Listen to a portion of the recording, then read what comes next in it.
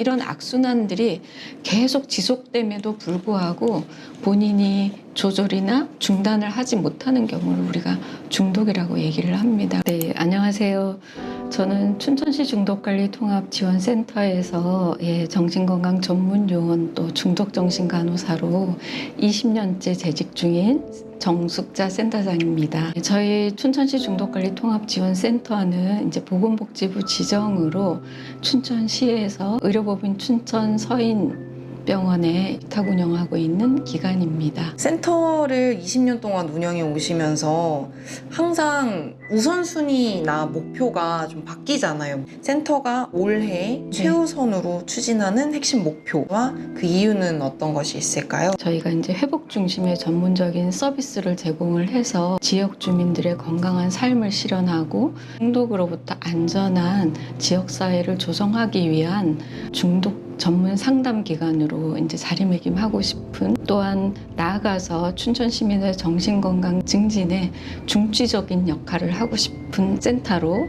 거듭나기를 바라는 마음입니다. 예방, 치료, 회복 이 단계 중에 어느 부분에서 가장 많은 지원과 도움이 필요한지 여쭤보고 싶습니다.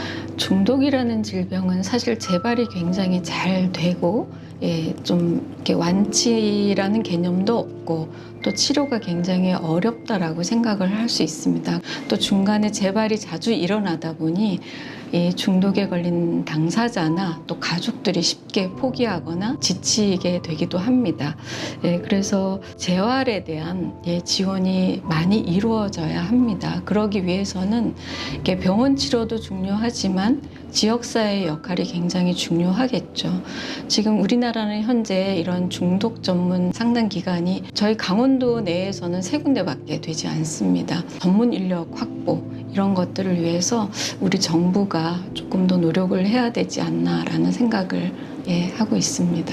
중독의 기준을 일반인들은 잘 모르는 것 같아요. 혹시 중독의 기준이 있을까요? 네, 우리가 중독이라고 하면 이제 조절이 안 된다라는 겁니다. 대부분이 중독이 된 상황에서도 조절할 수 없다라는 것을 인정을 하지 않기 때문에 재발이 자주 일어나는 거거든요. 이거는 사람의 의지와 관계가 없는 부분이기도 합니다. 그러니까 의지를 넘어선 거죠. 그래서 조절력이 중독의 진단 기준이라고 볼 수 있습니다. 그러면 예를 들어서 어제 과음을 한 상태였고 오늘은 절대 술 안 마셔야지. 근데 친구가 전화가 와요. 야, 오늘 술 먹자. 근데 술 절대 안 마시려고 나 오늘 술 안 마실 거야. 그럼 와서 자리만 같이 해. 나갔어요. 술을 먹게 됐어요. 그럼 이건 중독일까요? 중독으로 볼 수는 없습니다. 술을 먹고 난 후에 많은 문제들이 발생을 하기도 하죠. 법적인 문제뿐만이 아니라 여러 가지 건강상의 문제가 올 수도 있고, 그런데 이런 문제들이 반복이 됨에도 불구하고 내가 술을 지속적으로 먹게 되는 거죠.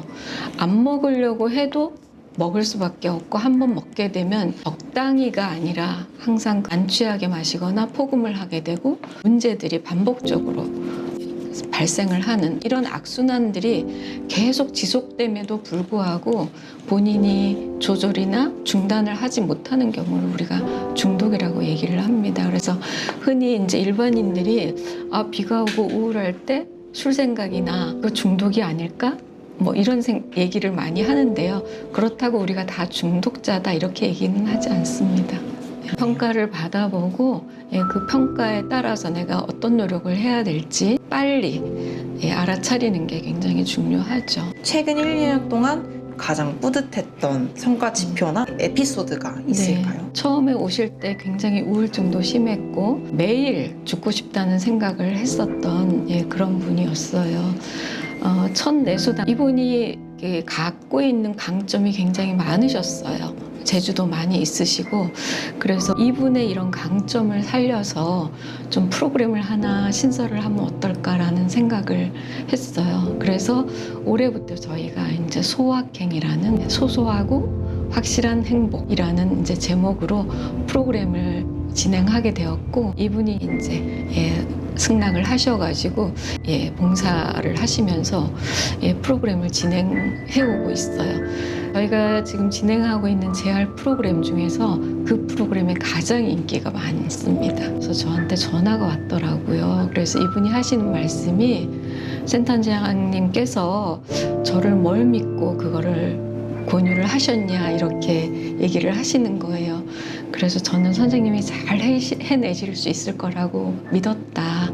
그랬더니 믿어주셔서 너무 감사하다. 제 꿈은 이제 음대를 가서 성악가가 되는 게 꿈이었어요. 그런데 이제 제가 시골에서 성장을 하다 보니 이제 열악한 여건이 따라주지를 않았죠. 간호대학을 지원을 하게 되었습니다. 그래서 임상에서 한 3년간 일하다가 지역으로 나왔고 한 10년 넘게 일을 하다가 어느 순간 이제 정신건강 쪽에 좀 관심을 갖게 되었어요. 어릴 때 꿈과는 굉장히 상이하긴 하지만 어쨌든 간호사로서 지역에서 이런 일을 하게 된 것에 대해서 어떤 주어진 일, 뭐 소명 이런 것이 아니었나라는 생각을 합니다. 살면서 가장 힘들었던 경험 한 가지와 이때는 정말 잊을 수 없을 만큼 행복하다 하는 경험 한 가지 말씀 부탁드립니다. 가장 힘들었던 거는 이제 10년 전에 저희 큰아들이 이제 암 진단을 받았었어요.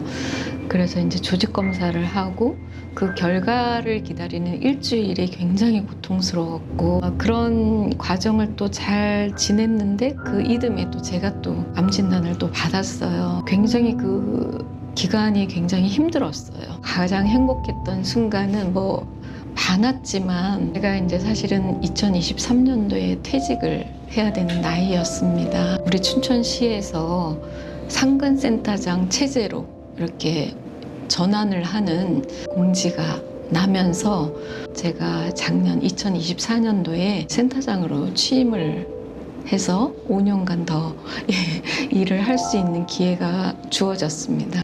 저를 믿고 인정해주는 주변 사람들의 생각과 그런 시선이 너무너무 감사하고 행복했습니다. 슬럼프가 올 때 또는 왔을 때 스스로에게 건넸던 말이 있을까요? 저는 어떤 상황이 오면 이유가 다 있을 거라는 생각을 하고 그것이 나를 더 성장시키기 위한 그런 상황들이었구나라는 생각을 굉장히 많이 하게 되었어요. 이 또한 지나가리라. 오늘 지금 만약에 할 수 있는 일이 있다면 뭘 가장 하고 싶으세요? 센티아고 순례길을 800km를 걸어보는 것이 사실은 꿈이었고 그곳을 다녀온 많은 분들이 삶의 전환점이 되었다. 굉장히 좀 많은 것을 느끼게 되었다. 이런 얘기를 들어서 저도 그 경험을 꼭 해보고 싶어요.